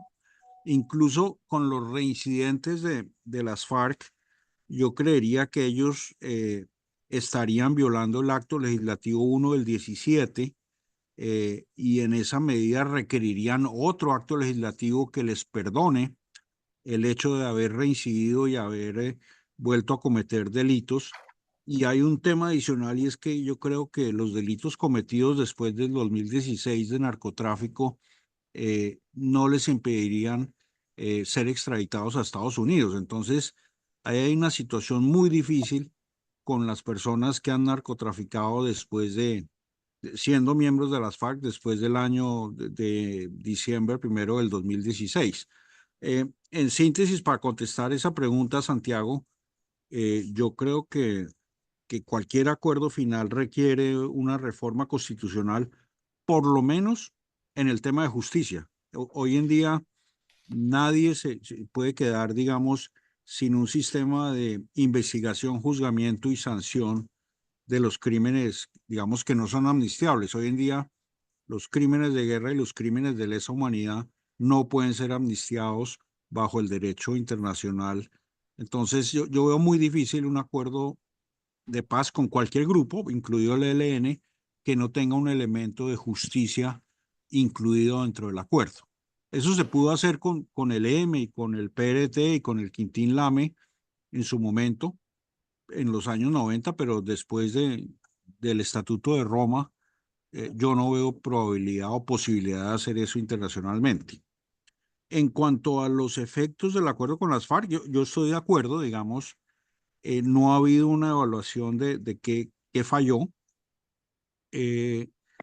Creo que es clarísimo, como el título del libro de Julieta Lemaitre, el Estado siempre llega tarde. Nosotros dejamos que otros grupos ilegales ocuparan esos espacios, perdimos como Estado esos espacios e infortunadamente hoy en día hay un escalamiento de la guerra en todos los territorios muy complicado. Entonces, yo no sé si es culpa de Santos, de Duque o de Petro, pero el problema no es quién es el culpable, sino el problema es que después de un acuerdo de paz, uno tiene que, digamos, ocupar esos espacios, no solo militarmente, sino también llevar los servicios del Estado a esas zonas donde el Estado nunca ha llegado. Entonces, sí hace falta esa evaluación. Hay una evaluación que se hace por parte del Instituto Kroc de la Universidad de Notre Dame. Yo no he visto el último reporte, pero ellos analizan un poco el cumplimiento del acuerdo de manera casi textual, pero este tema del monopolio de las armas y ocupar espacios territoriales es un tema, digamos, que trasciende el mismo acuerdo de paz, tiene más que ver con una geoestrategia del poder de las armas en las distintas regiones que antes tenían violencia. Gracias, Alejandro. Fernando Zuleta, adelante. Hola, primero muchas gracias Alejandro, muy interesante, muy, digamos, gran ilustración. Tengo una pregunta súper...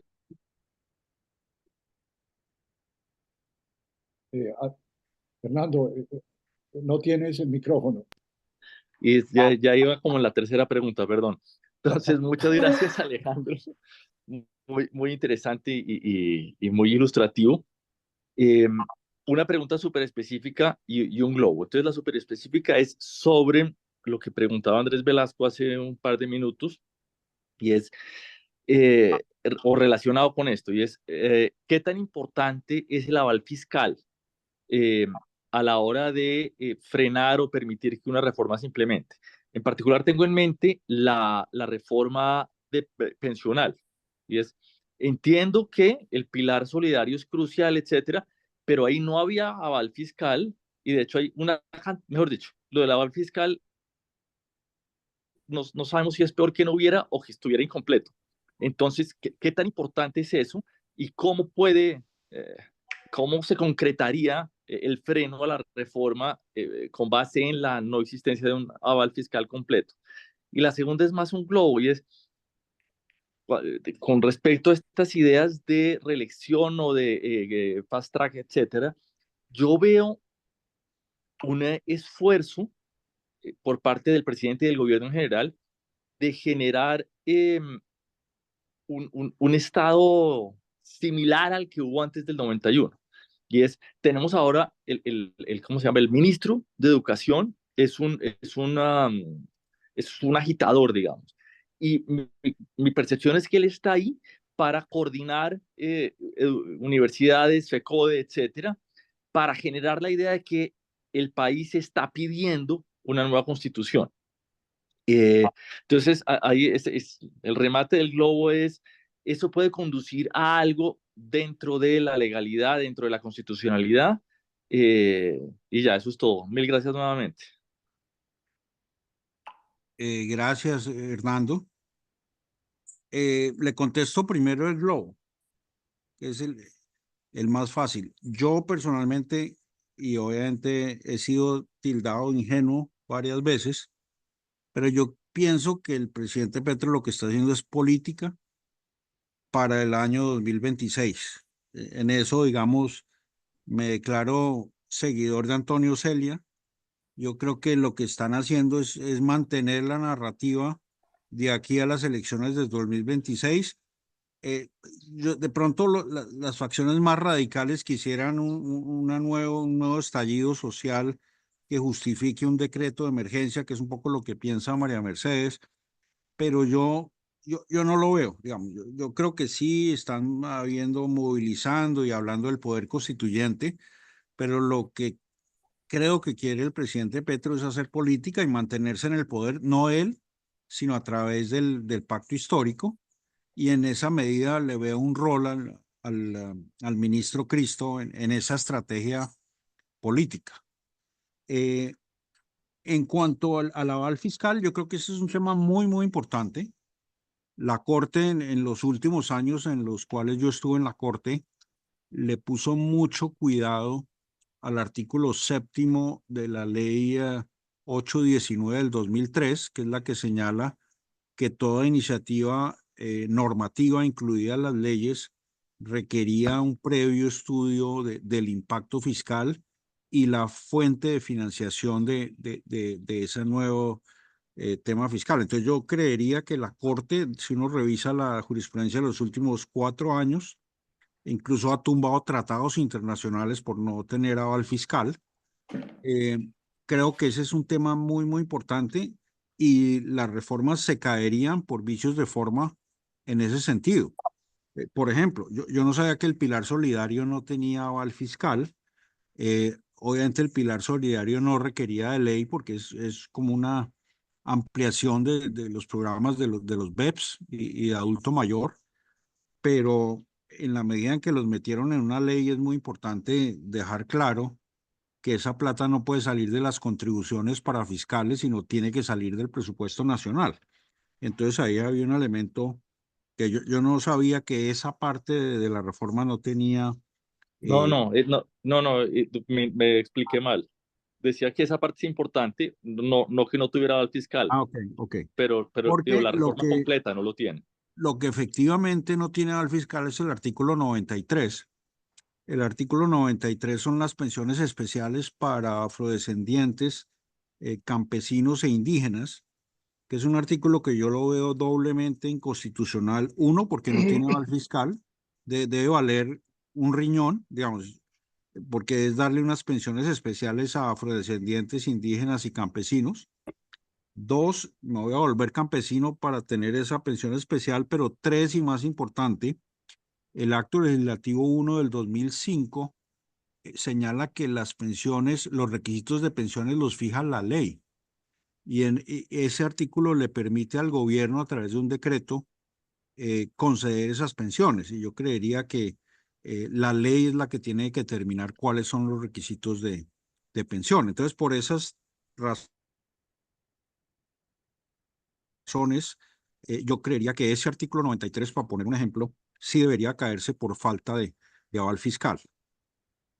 Okay. Gracias, Alejandro. Gracias. Hugo Palacios, adelante. Muchas gracias. Bueno, Alejandro, muchísimas felicitaciones por tu exposición muy clara. Yo comparto la conclusión principal tuya en el sentido de que la reforma por el poder constituyente es simplemente un tema de distracción. Quiero, sin embargo, anotar que, en mi opinión respetuosa, por supuesto, en tu exposición faltó un sistema muy importante de cambiar la Constitución. Y este sistema es por decisión de la Corte Constitucional.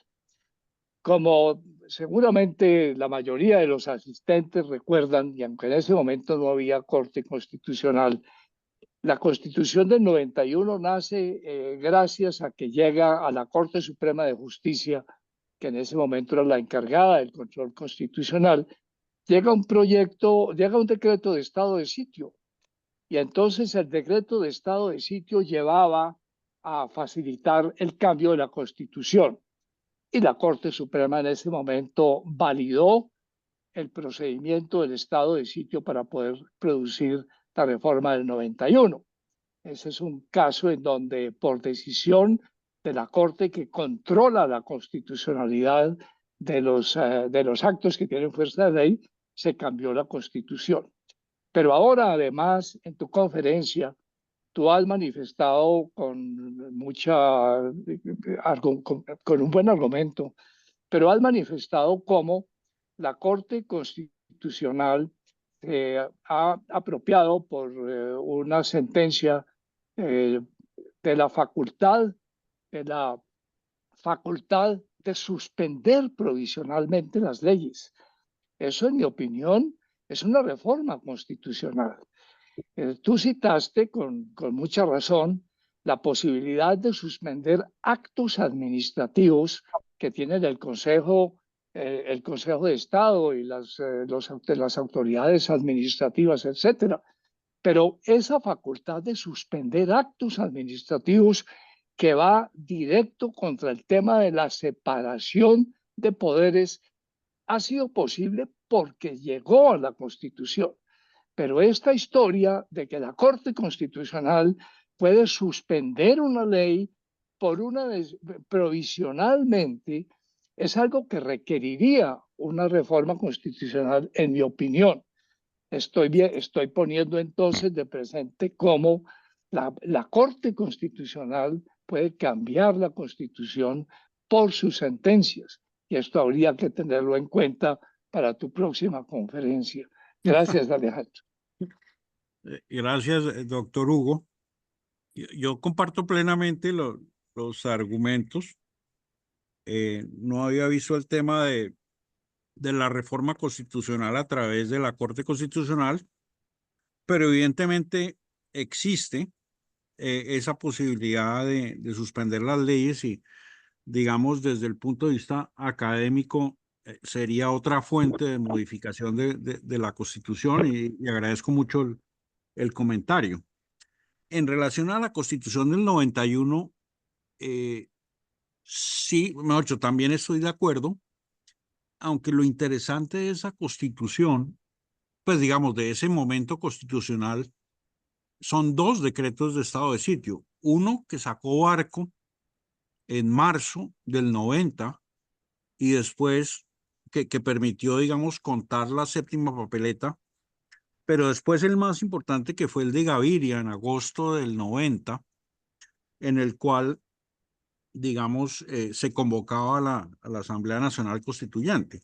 Esos dos decretos en ese momento surtieron el trámite ante la Corte Suprema de Justicia como Tribunal Constitucional y en ambos casos con unas mayorías no muy fuertes, pues se aprobó el mecanismo. Lo que es interesante, digamos, del 91, que no ocurre, digamos, hoy en día, es que tanto el presidente saliente como el presidente entrante acordaron lo mismo, o sea, acordaron que el nuevo gobierno recibía una Asamblea Nacional Constituyente en curso o en ciernes, mientras que, digamos, una inconveniencia que yo le veo a la propuesta de Petro y de Cristo es que desde el punto de vista democrático uno le estaría dejando a un gobierno futuro, no sabemos quién va a ganar el 26, le estaría dejando el gobierno empeñado o, digamos, de cierta forma limitado por una Asamblea Nacional Constituyente. Y eso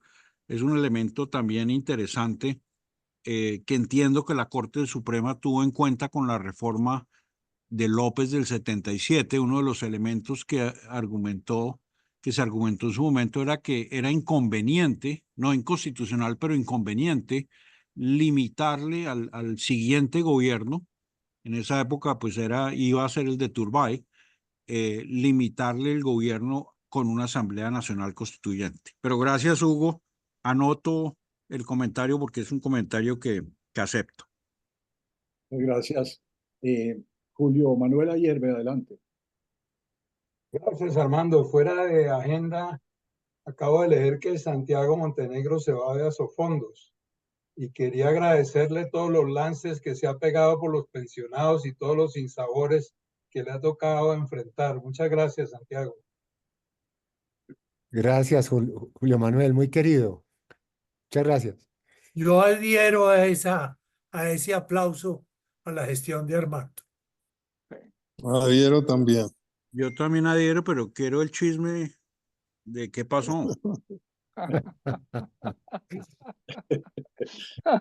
Ya, Nada, 18 años, ¿no? 18 años en un cargo, no imagines. ¿Ah? muy bien. Muchas gracias, muy queridos. No hay más manos levantadas, pero Alejandro, yo quisiera hacer una pregunta, tal vez no como constitucionalista, sino como observador político. Usted nos decía, no coman cuento, no miren esos temas constitucionales y fast track, sino las reformas. Entonces, lo que se viene en el Congreso. Y allá lo que se viene pues, son unas reformas muy importantes en lo de salud, lo laboral, etcétera. Entonces, el gobierno va a necesitar mayorías y va a necesitar los votos para pasar las reformas. Y eso nos lleva a pensar cómo lo va a hacer. Lo que ha pasado con estas investigaciones de la justicia y los escándalos de la Unidad Nacional de Gestión del Riesgo, lo que muestra es que el gobierno tenía una maquinaria para procesar la mermelada y que le permitió sacar unas cosas adelante. Yo le quería preguntar que usted que conoce al ministro Cristo, que lo ha visto actuar, que sacó tantas cosas en el gobierno Santos, ¿usted cree que van a tener que montar otra maquinaria de mermelada para semejante o más fuerte que la anterior para poder sacar las reformas, Alejandro? Siguiente pregunta. No, mentiras. Yo le contesto con mi visión. Afortunadamente yo estoy en el sector privado, entonces puedo hablar con mayor libertad. Yo pensaría que digamos, todo depende que pase con Bonilla. Yo he defendido a Bonilla porque creo que la labor de los pobres ministros de Hacienda es muy complicada. Pero veo unos temas muy interesantes y es la evolución del precio del Congreso ha subido dramáticamente.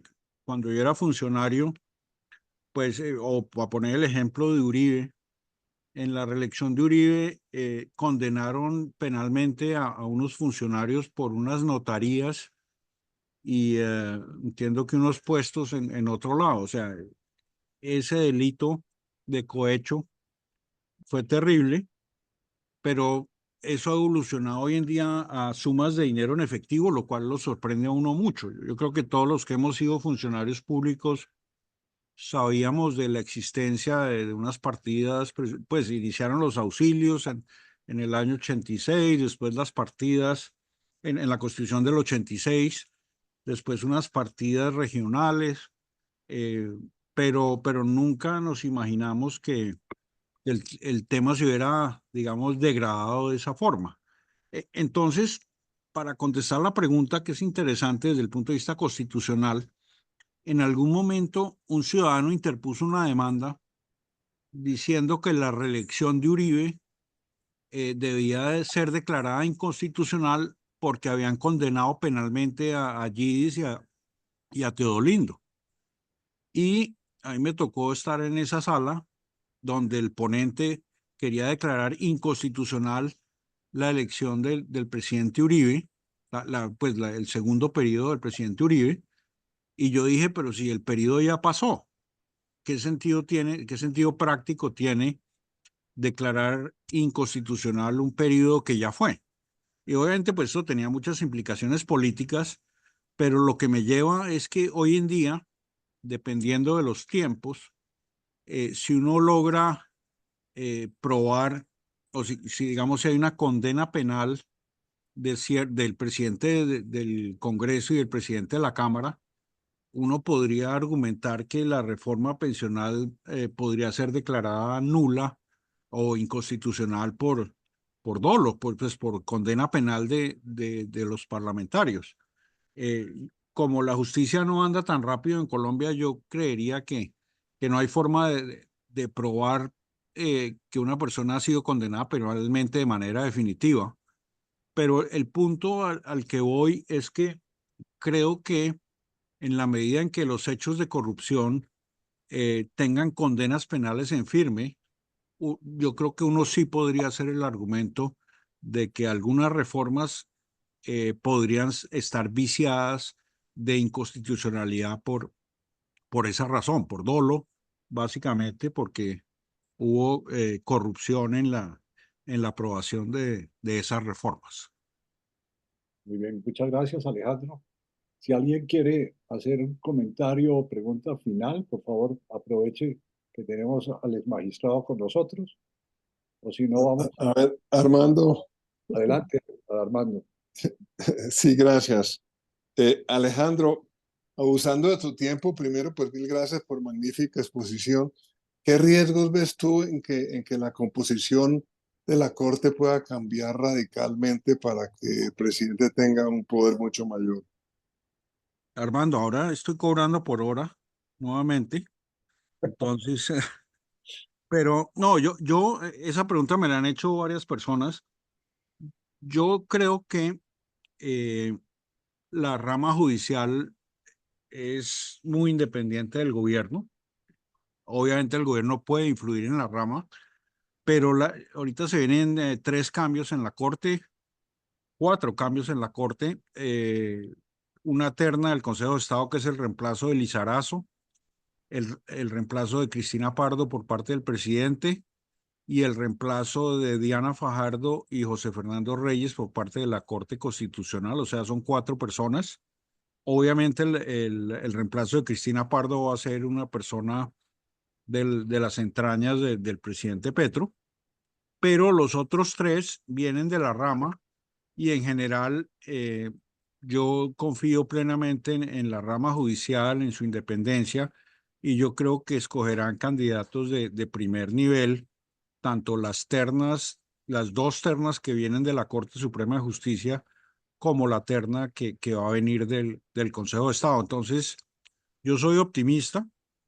Yo no creo que haya grandes cambios en la Corte Constitucional, sobre todo porque la misma Corte está atada a sus propios precedentes y es raro ver en la Corte, ha ocurrido, pero es raro ver un cambio de precedente en temas, digamos, fundamentales. Muy bien, muchas gracias. Mil gracias, mil gracias. Ahora sí, no tenemos más manos levantadas, Alejandro. Es el momento de agradecerle muchísimo, muy interesante. Una asistencia pues muy nutrida, muchas preguntas y desearle todos los éxitos y que nos siga acompañando en estos foros. Yo quiero invitar a la gente que despidamos a Alejandro con un aplauso bien grande y muy merecido. Gracias, Alejandro. Bravo, muchas gracias. Muchas gracias, Armando.